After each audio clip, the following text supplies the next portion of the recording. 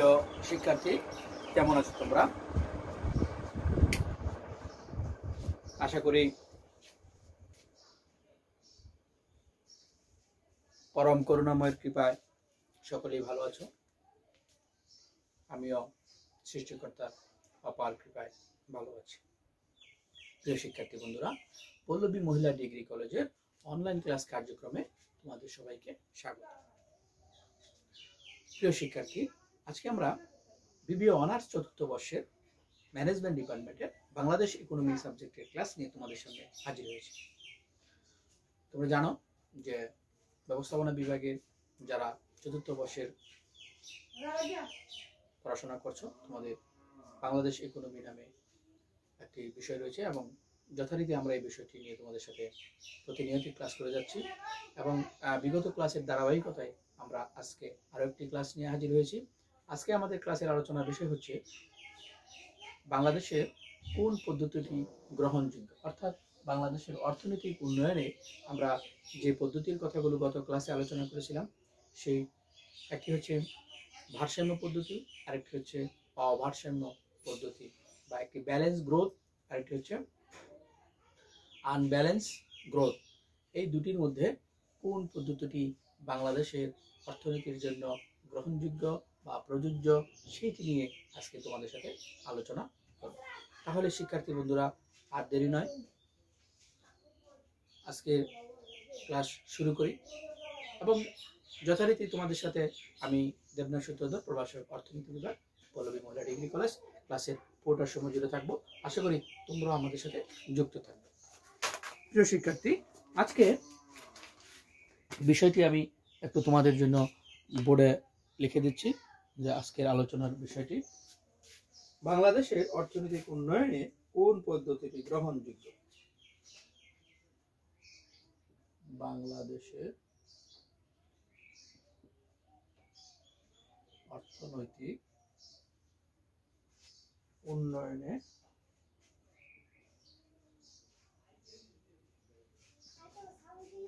কোন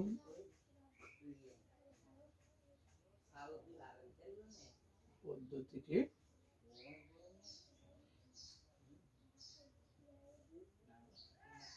গ্রহণযোগ্য, অর্থাৎ ব্যালেন্স গ্রোথ এবং আনব্যালেন্স গ্রোথ, এই দুটি পদ্ধতির মধ্যে কোন পদ্ধতিটি বাংলাদেশের অর্থনীতির জন্য গ্রহণযোগ্য, সেই বিষয়টি আমরা এখন আলোচনা করব। একটি দেশের জন্য উন্নয়নের কোন পদ্ধতিটি উপযোগী তা বহুলাংশে নির্ভর করে সে দেশের সামাজিক, রাজনৈতিক ও অর্থনৈতিক পরিস্থিতি ও পরিবেশের উপর।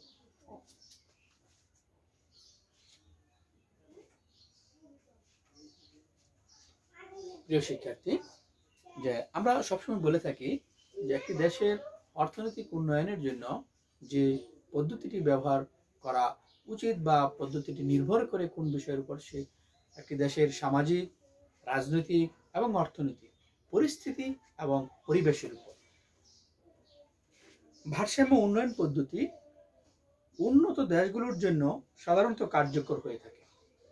উন্নত দেশগুলোতে বাণিজ্য চক্রজনিত অর্থনৈতিক মন্দার সময় কার্যকর চাহিদা বৃদ্ধি করে পূর্ণ নিয়োগ স্তর বজায় রাখার ক্ষেত্রে ভারসাম্য উন্নয়ন পদ্ধতি ফলপ্রসূ হতে পারে, কিন্তু উন্নয়নশীল দেশের ক্ষেত্রে অভারসাম্য উন্নয়ন পদ্ধতি অধিকতর কার্যকরী বলে বিবেচিত হয়।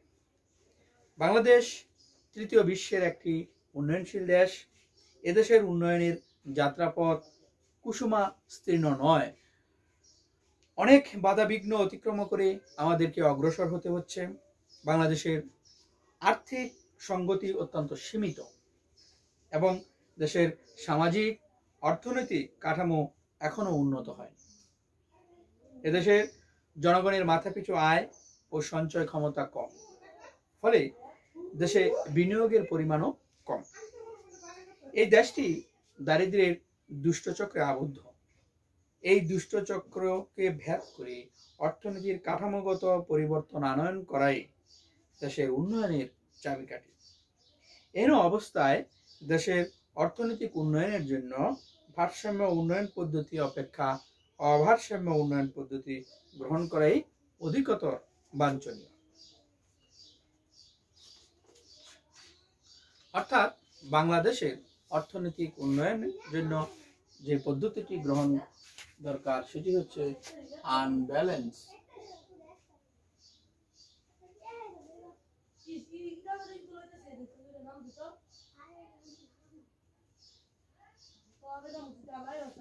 অর্থাৎ অভারসাম্য পদ্ধতি। বাংলাদেশের অর্থনৈতিক উন্নয়নে প্রাথমিক পর্যায়ে কৃষির উপর অধিকতর গুরুত্ব আরোপ করতে হবে। আমাদের জাতীয় আয়ের প্রায় 18.70% কৃষি হতে আসে এবং কৃষিকাজে নিয়োজিত দেশের শ্রমশক্তির প্রায় 47.3%।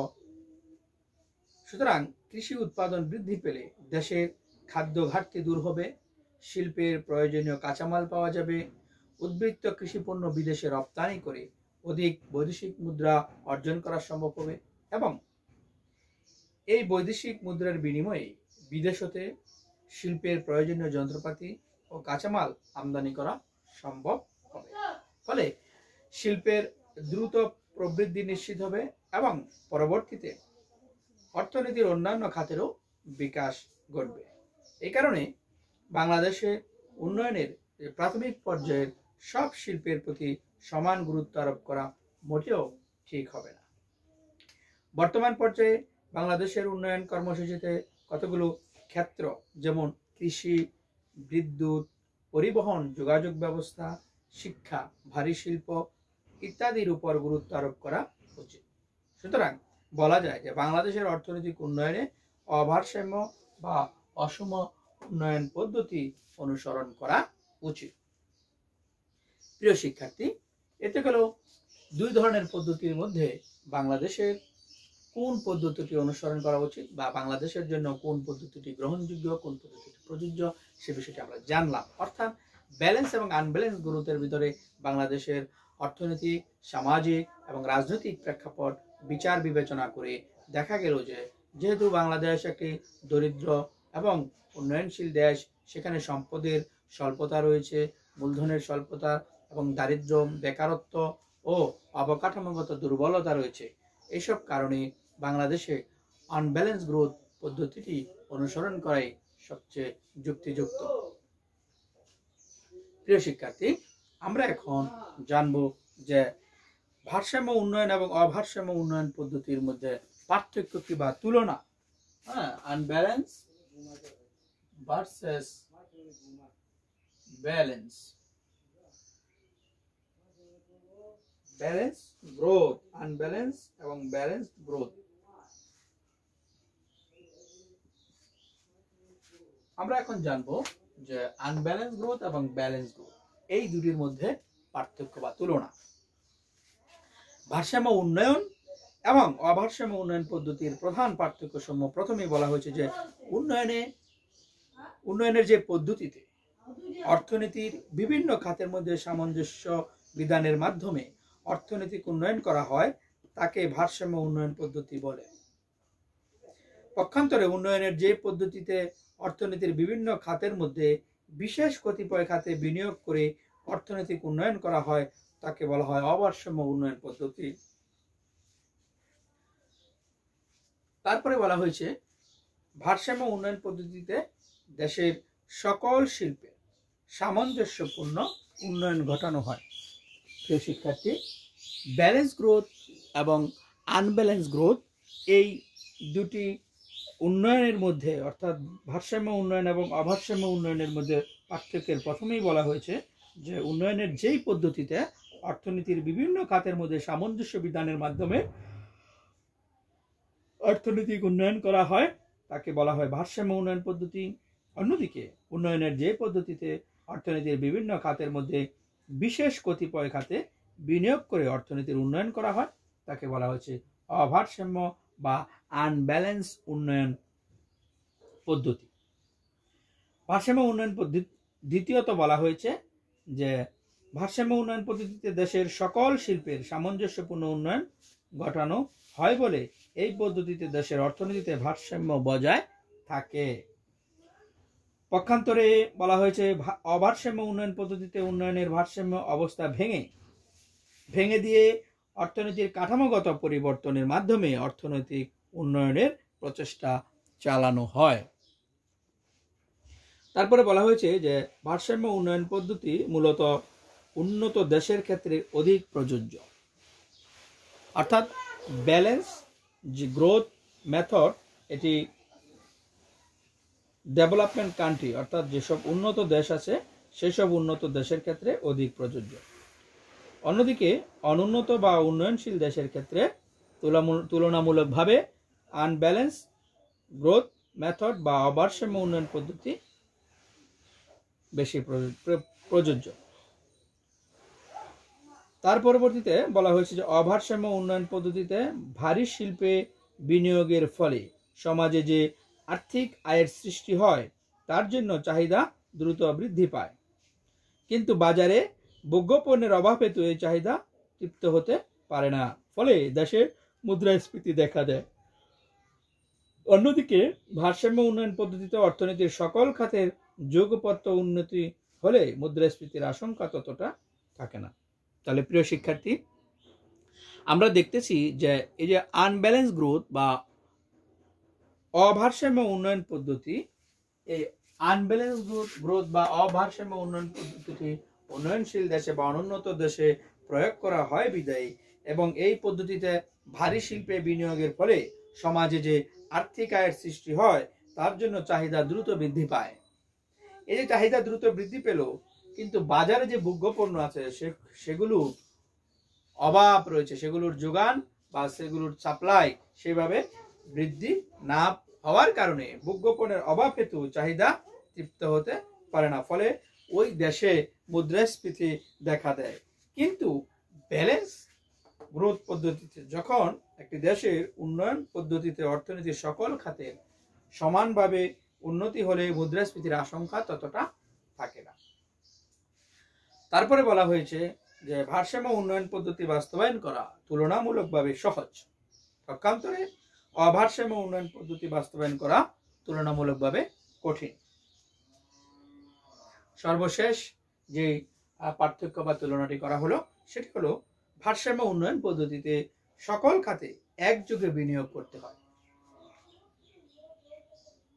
পক্ষান্তরে অভারসাম্য উন্নয়ন পদ্ধতি ফলে কি বলছে, ভারসাম্য উন্নয়ন পদ্ধতি সকল খাতে একযোগে যখন বিনিয়োগ করা হয় ফলে উপকরণের দাম বৃদ্ধি পায়, ফলে উৎপাদন ব্যয় বৃদ্ধি পায়। কিন্তু অভারসাম্য উন্নয়নের যে পদ্ধতি আছে সেখানে সকল খাতে একযোগে বিনিয়োগ করতে হয় না, তাই এক্ষেত্রে এরূপ সমস্যা সৃষ্টি হয় না। প্রিয় শিক্ষার্থী, আমরা জানি যে পৃথিবীতে অনুন্নত, উন্নত এবং উন্নয়নশীল দেশ, এই ধরনের উন্নত, অনুন্নত এবং উন্নয়নশীল এই তিন ধরনের দেশ রয়েছে। আমরা জানি অনুন্নত দেশ কোনগুলো এবং অনুন্নত দেশের বৈশিষ্ট্য সেগুলো আমরা অবগত আছি। তারপরে উন্নয়নশীল দেশ, কেন বাংলাদেশকে উন্নয়নশীল দেশ বলা হয় সেই উন্নয়নশীল দেশের বৈশিষ্ট্যগুলো আমরা জানি। উন্নত দেশ কি, সেই উন্নত দেশের বৈশিষ্ট্যগুলো আমরা মোটামুটি জানি। এগুলো সাধারণত তোমরা আমাদের বইয়ের আছে, সেগুলো তোমরা একটু দেখে নিবা যে কিভাবে সেই বিষয়গুলো বইতে রয়েছে। এগুলো তোমরা নিজেরাই বাসায় চর্চা করলে তোমরা এগুলো জানতে পারবে। সুতরাং সেই বিষয়গুলো তোমাদের সামনে আলোচনা করব না, যে উন্নত দেশ কাকে বলে, অনুন্নত দেশ কাকে বলে এবং অনুন্নত দেশের বৈশিষ্ট্য কি, উন্নত দেশের বৈশিষ্ট্য কি, উন্নয়নশীল দেশ কাকে বলে, উন্নয়নশীল দেশের বৈশিষ্ট্য কি, সেগুলো তোমরা বই থেকে দেখে নিবে। আমি পরবর্তী যে বিষয়গুলো আলোচনা করব সেই বিষয়টি হচ্ছে বাংলাদেশ কি উন্নত, অনুন্নত না উন্নয়নশীল দেশ, এই বিষয়টি তোমাদের একটু পরিষ্কার করব। যে সকল বিষয় বিচার বিবেচনা করে বাংলাদেশকে উন্নয়নশীল দেশ বলা হয় কেন, বা বাংলাদেশের যে বৈশিষ্ট্য, অর্থনৈতিক যে বৈশিষ্ট্যগুলো বা বাংলাদেশের অবকাঠামোগত যে বৈশিষ্ট্যগুলো আমরা দেখতে পাই, সে সবই অনুন্নত দেশের বৈশিষ্ট্য। তারপরেও সকল বিষয় বিবেচনা করে বাংলাদেশকে উন্নয়নশীল দেশ বলা হয় কেন? এবং প্রশ্নটি হচ্ছে, বাংলাদেশ কি উন্নত, অনুন্নত না উন্নয়নশীল দেশ? সেই বিষয়টি আমরা এখন পরিষ্কার করব।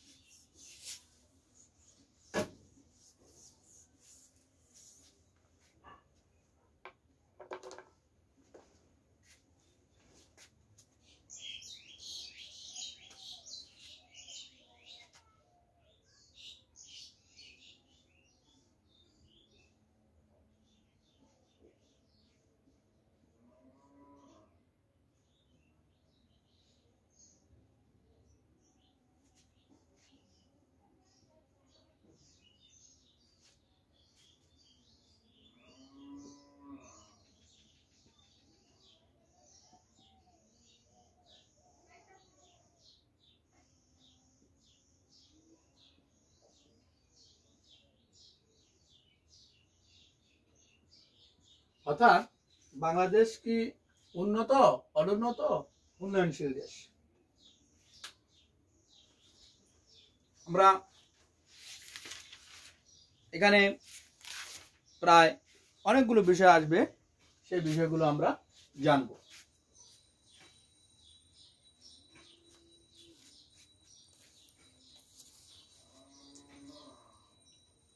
বাংলাদেশ একটি উন্নত, অনুন্নত বা উন্নয়নশীল দেশ কিনা? উন্নত দেশসমূহের অর্থনৈতিক উন্নয়নের শীর্ষে অবস্থান করছে, কিন্তু অনুন্নত দেশের অর্থনীতিতে স্থবিরতা বিরাজ করে। উন্নয়নশীল দেশসমূহে অর্থনৈতিক স্থবিরতা কাটিয়ে অগ্রগতির পথে ধাবিত হচ্ছে।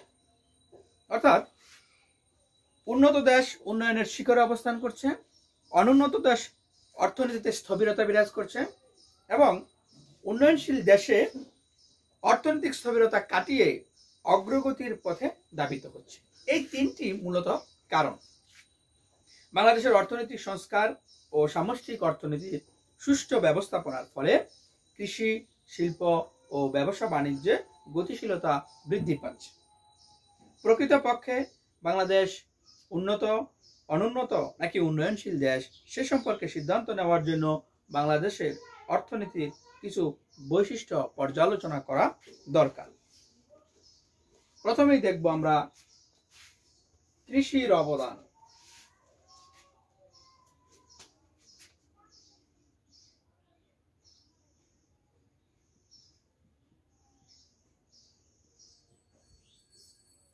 কৃষির ক্রমোন্নতি।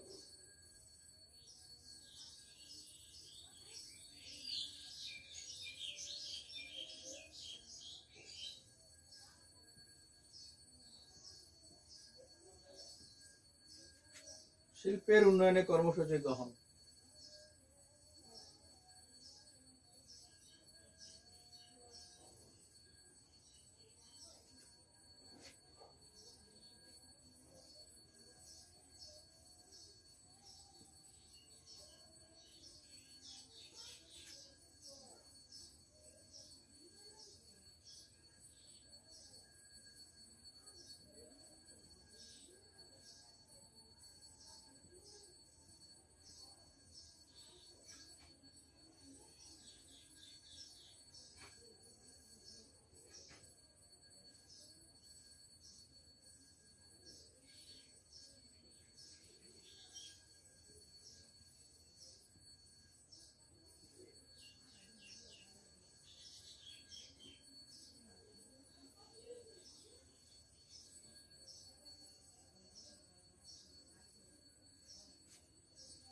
প্রাকৃতিক ও মানব সম্পদের ব্যবহার বৃদ্ধি।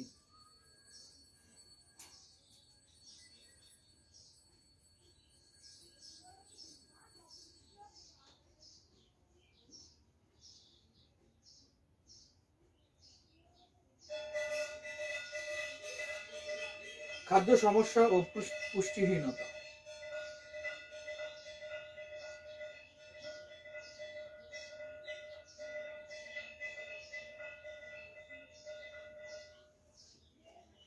বিনিয়োগযোগ্য পুঁজি প্রবাহ বৃদ্ধি।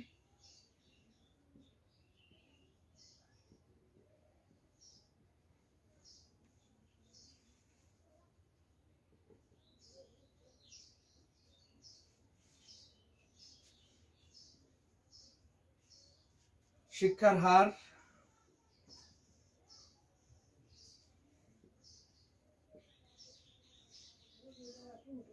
বৈদেশিক বাণিজ্য,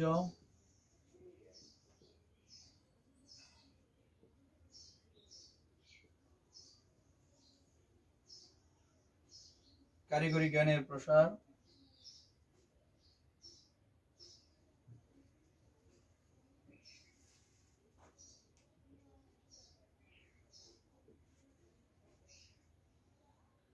অর্থনৈতিক সামাজিক অবকাঠামো,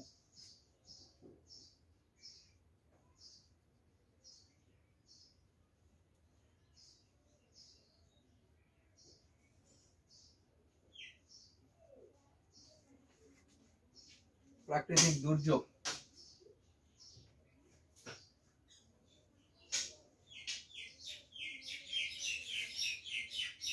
দারিদ্র্য বিমোচন।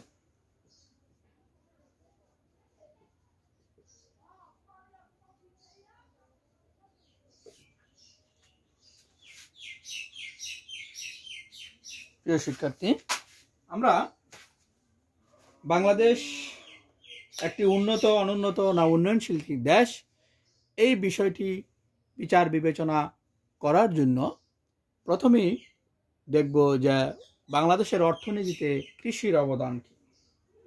কৃষি বাংলাদেশের অর্থনীতিতে একক বৃহত্তম খাত।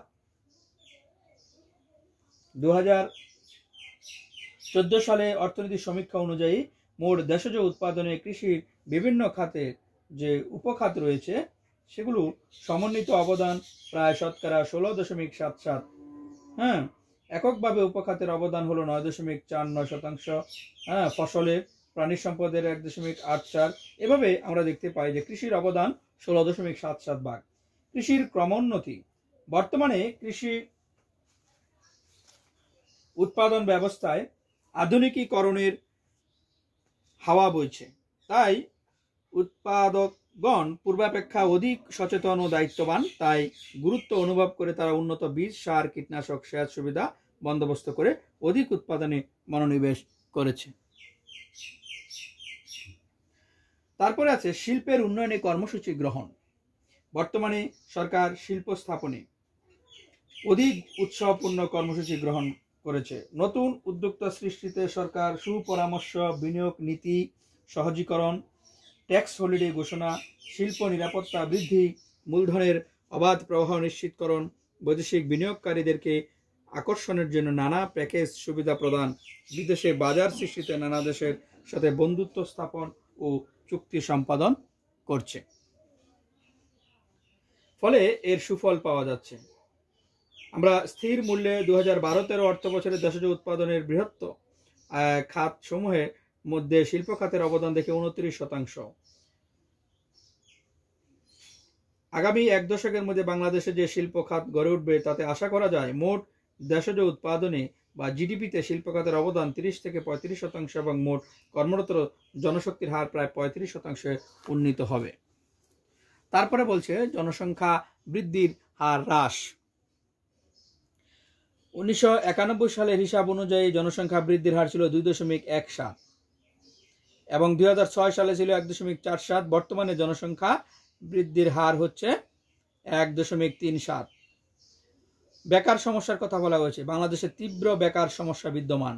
জনসংখ্যা বৃদ্ধির তুলনায় বাংলাদেশে সঞ্চয় এবং মূলধন গঠনের হার কম, তাই বিনিয়োগের আশানুরূপ হয় না, তাই বেকার সমস্যা তেমন উন্নতি হয়নি। তবে বৈদেশিক বিনিয়োগকারীরা যেহেতু এদেশে বিনিয়োগ করতে আগ্রহ প্রকাশ করছে, তাই সরকারি ও বেসরকারি উদ্যোগে ইপিজেড চালু হচ্ছে। আশা করা যায় অদূর ভবিষ্যতে এই সমস্যা হ্রাস পাবে। তারপরে বলা হয়েছে মাথাপিছু আয়। বাংলাদেশে বর্তমানে চলতি মূল্যে মাথাপিছু আয় প্রায় 2000 মার্কিন ডলার। জীবনযাত্রার মানের কথা বলা হয়েছে। যে জীবনযাত্রার মান পূর্বাপেক্ষা উন্নত হয়েছে। বাংলাদেশের অর্থনৈতিক সমীক্ষা হিসাব অনুযায়ী আমরা বলতে পারি জীবনযাত্রার মান পূর্বের চেয়ে কিছুটা উন্নত হওয়ার কারণে প্রত্যাশিত গড় আয়ুষ্কাল বৃদ্ধি পেয়েছে এবং নিরাপদ সুপেয় পানির গ্রহণকারী পরিবারের সংখ্যা বৃদ্ধি পেয়েছে। সাক্ষরতার হারও বৃদ্ধি পাচ্ছে। প্রাকৃতিক ও মানব সম্পদের ব্যবহারের বৃদ্ধি। বর্তমানে প্রাকৃতিক সম্পদ আবিষ্কার এবং ব্যবহার পূর্বাপেক্ষা বৃদ্ধি পেয়েছে। তেল, গ্যাস ও খনিজ সম্পদ সমৃদ্ধ বাংলাদেশের নামটি পৃথিবীতে সুনাম ও পরিচিতি লাভ করেছে। বর্তমানে প্রাকৃতিক গ্যাস এদেশের মোট বাণিজ্য জ্বালানির ব্যবহারের শতকরা প্রায় 73% পূরণ করছে। এছাড়া মানব সম্পদ উন্নয়নের লক্ষ্যে শিক্ষা, স্বাস্থ্য ও পরিবার কল্যাণ, নারী ও শিশু উন্নয়ন, যুব ক্রীড়া উন্নয়ন সহ বিভিন্ন কর্মকাণ্ডে সরকারি বেসরকারিভাবে উদ্যোগ গ্রহণ করা হয়। খাদ্য সমস্যা এবং পুষ্টিহীনতার কথা বলা হয়েছে। অধিক জনসংখ্যা, কৃষি উৎপাদনে স্বল্প থাকে বাংলাদেশের খাদ্য পুষ্টির ঘাটতি বিদ্যমান। তাই বর্তমানে উন্নত সার, বীজ এবং প্রযুক্তি ব্যবহারের ফলে দিন দিন শস্য উৎপাদনের পরিমাণ বৃদ্ধি পাচ্ছে এবং ধীরে ধীরে আমাদের যে সরকারের গৃহীত বার্ষিক উন্নয়ন যে এডিপি, সেই এডিপির মাধ্যমে ধীরে ধীরে খাদ্য সমস্যা এবং পুষ্টিহীনতা হ্রাসের উদ্যোগ নেওয়া হয়েছে। বলা হয়েছে বিনিয়োগের পুঁজি প্রবাহ বৃদ্ধি। বাংলাদেশের বিনিয়োগের পরিমাণ উন্নত দেশের তুলনায় অনেক কম। বর্তমানে দেশে বিনিয়োগে বৃদ্ধির লক্ষ্যে সরকার অনেক উদ্দীপনামূলক, সহযোগিতামূলক নীতি ঘোষণা করেছে। এর ফলে দেশি বিদেশি বিনিয়োগকারীগণ আকর্ষিত হয়ে বিনিয়োগের পরিমাণও বৃদ্ধি করছে।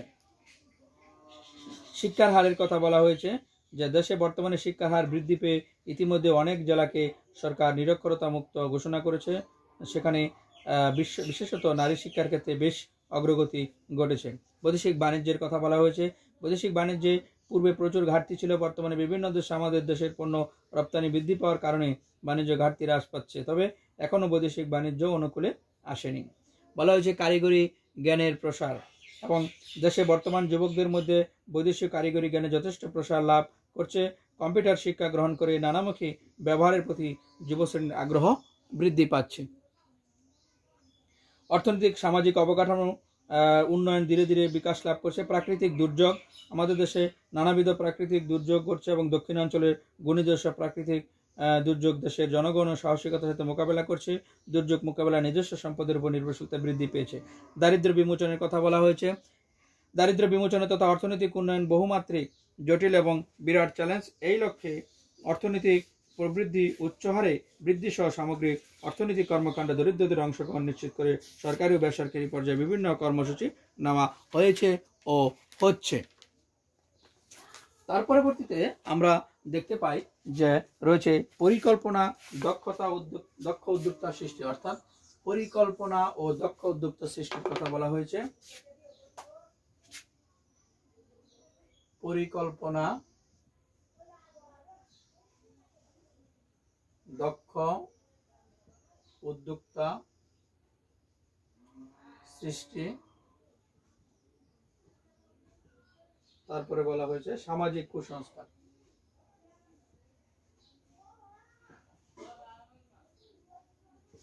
অর্থাৎ সরকার দেশের উন্নয়নের জন্য দেশপ্রেমিক ও দক্ষ পরিকল্পনা প্রণয়নকারীদের সাথে সাহায্যে সঠিক বাস্তবায়ন অনুযায়ী পরিকল্পনা গ্রহণ এবং বাস্তবায়নের সরকারি ও বেসরকারি সুষ্ঠু সমন্বয় সাধন করছে।